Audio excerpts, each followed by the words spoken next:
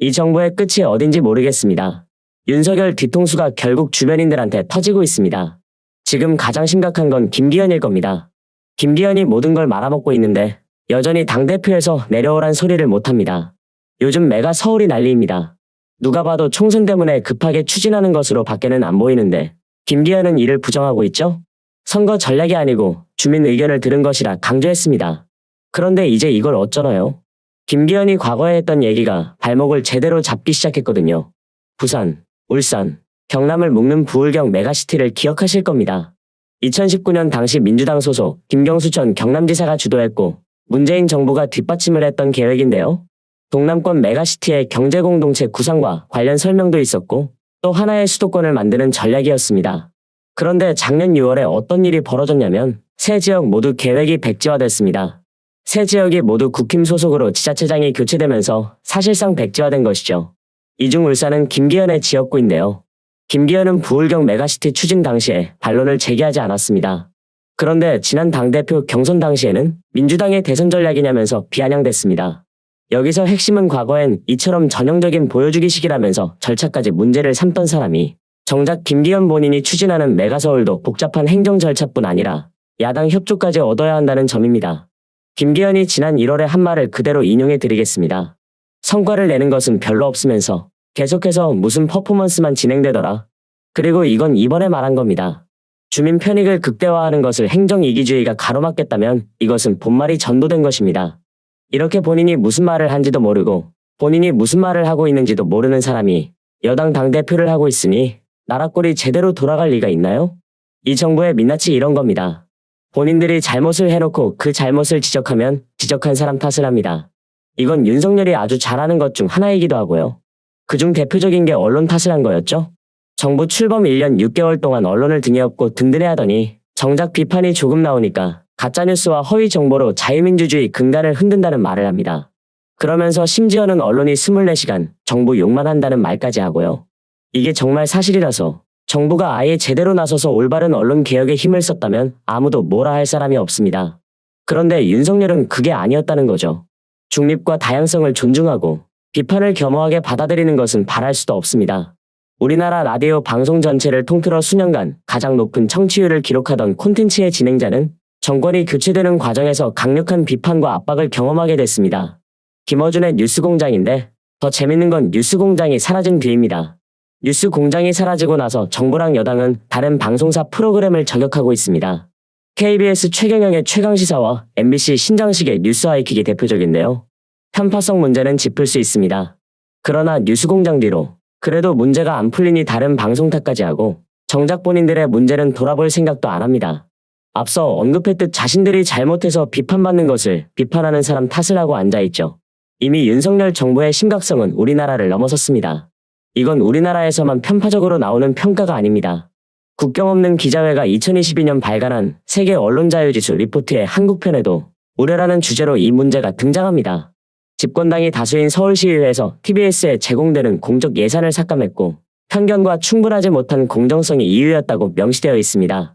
다양성을 참지 못하는 세력이 공적 권한을 가질 때 발생 가능한 전형적 사건이라고 보는 것이고 다양성을 인정하기 힘들 만큼 강력한 이 신념은 대통령과 대통령실, 미디어를 전문 영역으로 삼는 정치인과 정부 인사에게서도 충분히 관찰됐다는 게 문제입니다.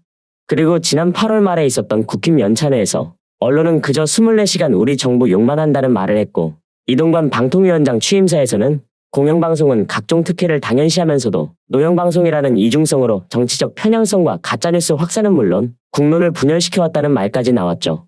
게다가 다수의 위원이 아니라 사실상 윤석열과 이동관 2인 체제의 의결기구인 상황이고 심지어는 KBS 시청률의 분리징수와 KBS 사장 해임, MBC의 대주주인 박문진 이사장과 이사진 해임 등 언론 분야의 핵심적 결정을 일사천리로 추진했습니다. 일이라도 잘하면 말을 안 합니다. 본인들이 무슨 공약을 내세웠고 지금은 또 어떤 딴소리를 하고 있는지도 모릅니다. 정부가 최근에 기초연금 기준 연금액을 40만 원으로 인상하는 국민연금 종합운영계획을 발표했는데요. 이것도 논란입니다.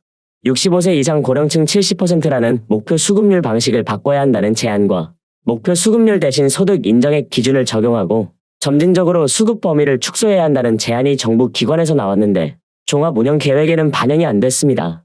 기초연금은 돈을 낸 것에 비례해 받는 국민연금과 같은 일반적인 연금 체계와는 다르고 국민 세금인 국비와 지방비로 지급되는 겁니다. 심지어 기초연금 40만 원은 윤석열의 대선 공약이었고 정부의 국정과제이기도 했습니다. 이걸 현실화하겠다는 계획을 밝히면서 재정 부담도 커질 예정인데 이 재정 부담은 어떻게 할 거냐 이겁니다. 국회 예산정책처가 직접 자료를 발표했는데요. 기초연금을 40만 원으로 인상할 경우 2032년이면 48조 4천억 원의 재정이 소요됩니다. 올해 기초연금 재정 소요보다 2배 넘게 늘어나는 것이고 30만 원 지급인 현행 제도가 유지된다 해도 2032년 재정 소요보다 8조 원이나 증가하는 겁니다. 여기서 정부는 말만 꺼내놓고 구체적인 인상 시기나 방법도 안 정한 상황인데요. 정말로 2025년부터 기초연금액이 40만 원으로 인상된다고 가정하면 2032년까지 8년간 322조 3천억 원의 재정이 투입되고 같은 기간 현행 기초연금 수준에서 들어가는 재정 소요 269조 1천억 원과 비교해 53조 2천억 원을 추가 부담해야 하는 겁니다. 여기서 국민연금연구원이 국민연금 가입자를 대상으로 조사한 결과에 따르면 기초연금 40만 원 인상 시 국민연금 장기 가입과 납부를 중단하겠다는 응답자가 33%를 넘었습니다. 응답자 중 20대와 30대 비율이 가장 높았는데요. 국민연금을 이럴 거면 왜 내냐는 것이죠. 국민연금을 많이 수급하면 기초연금 수령 소득 기준을 넘어설 가능성이 커집니다. 국민연금만 받고 기초연금은 받지 못한다는 건데 대체 어떤 생각과 논리로 이런 걸 추진하는 건지 모르겠다는 거죠. 지금 현 정부가 이미 싸질러 놓은 일을 처리하는 데에만 시간을 써도 남은 임기가 부족할 정도입니다. 김현숙 여가부 장관이 국감에 나와서 또 한 번 사건 사고가 재조명되고 있죠. 여가위 전체 회의에 불참한 걸 가지고 도망갔다는 표현은 지나치다고 말하던데 왜 장관 스스로 적극적으로 일에 참여하는 걸 이 정부에서는 볼 수가 없는 겁니까? 초기 문제에 대해서는 사과한다면서도 구체적 책임은 감사를 통해 확인될 거라면서 여전히 책임 회피를 하고 있습니다.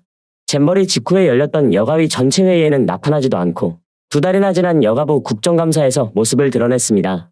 여기서 아마 놀란 분들도 많을 겁니다. 사표 내고 이제는 장관이 아닌 줄 알았는데 여전히 장관이었다는 사실 자체도 놀라울 따름입니다. 한 부처의 수장으로 어떠한 책임도 지지 않았으며 도망치기에만 급급했고 이런 모습을 모든 정부 부처 장관들이 똑같이 하고 있습니다. 대체 국민들이 세금을 왜 내는 것이고 왜 국민들의 세금으로 이런 인간들에게 월급을 줘야 하나요?